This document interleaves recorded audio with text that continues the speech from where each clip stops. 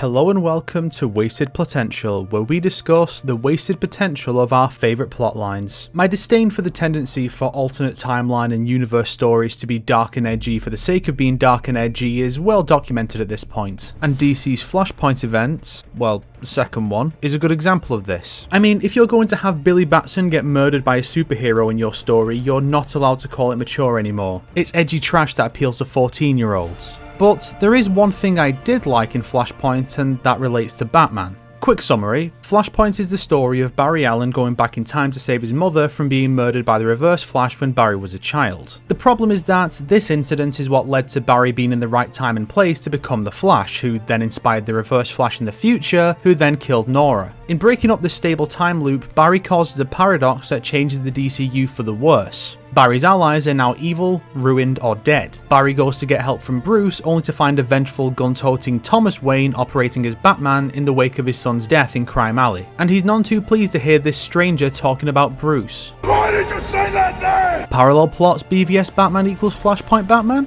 After finally giving Barry a chance to explain that this timeline is wrong and that in the true reality Bruce lived instead of his parents, Thomas is immediately on board with setting things right and saving his son. This is my absolute favourite time travel trope. Pretty much the only one I like after MK ruined time travel for me forever. I love the idea of a character knowing that they will be dead or worse when reality is put right, but placing the needs of others before their own. We saw this in JLA/Avengers with the likes of Wanda and Vision, Janet and Hank, and Hal and Barry, and it was one of the absolute highlights of that story. Hell, we even get that kind of scene with Nora in this very story. But I do think that Thomas's version of this is missing something. It's missing a personal cost. His son is dead, his wife turned into the Joker, and Alfred was unrelated to the Waynes before being retconned to be the butler who was killed by Martha just this year. Sure, he took in Selina Kyle, but she only appears in a single Batman tie-in issue, so Thomas really has nothing to lose here. His decision to help Barry restore the old timeline carries no personal cost to Thomas outside of his own ruined life, and I think it could easily have carried one with a few tweaks.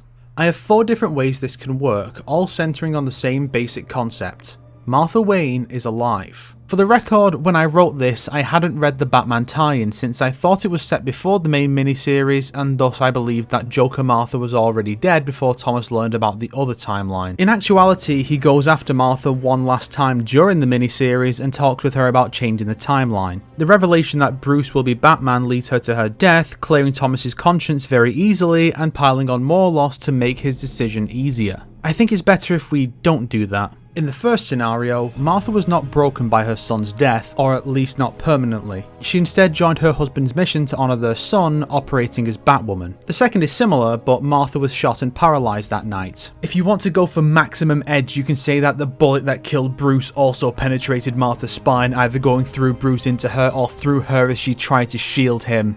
Either way, she now operates as Oracle in place of Selina. Thomas discusses the decision with Martha, who is quick to tell him that, of course she agrees. She either joined him in the finale, possibly dying in the battle, or they spend one last night together before Thomas departs and Martha assists over comms. If the latter, she can appear alongside him in the button, cheering on her son and husband before telling her son how proud she is of him and being erased alongside her husband. Scenario 3 sees Martha still being broken by Bruce's death, but not becoming the Joker. Instead, she becomes catatonic. She hasn't responded to anything in the 30 or so years since Bruce died. She's looked after by Alfred while Thomas goes out at night as Batman. Before he and Barry head out to fix reality, Thomas sits down with his wife and takes her hand in his. He tells her what Barry told him, that this timeline is wrong and that there's a way to set things right to save Bruce. But Thomas isn't sure if doing that is right. After all, Martha will be dead too, and there's still hope she could one day recover in this timeline and be her old self again, a chance that will no longer exist in the other reality. He expresses sorrow that he's willing to sacrifice his wife to save Bruce. For the first time in decades, Martha squeezes her husband's hand, letting him know that, on some level, she understands and wants him to go and save their son. Thomas asks Alfred to look after her until the end. Alfred makes it clear that there's nothing Thomas could possibly do to stop him from doing so. Thomas thanks Alfred for his decades of service and friendship, and Alfred promises to do the same for Bruce in the other timeline. And in the end, as Alfred and Martha watch out the window as a wall of oblivion rushes towards them, Martha utters her son's name one final time before she ceases to be.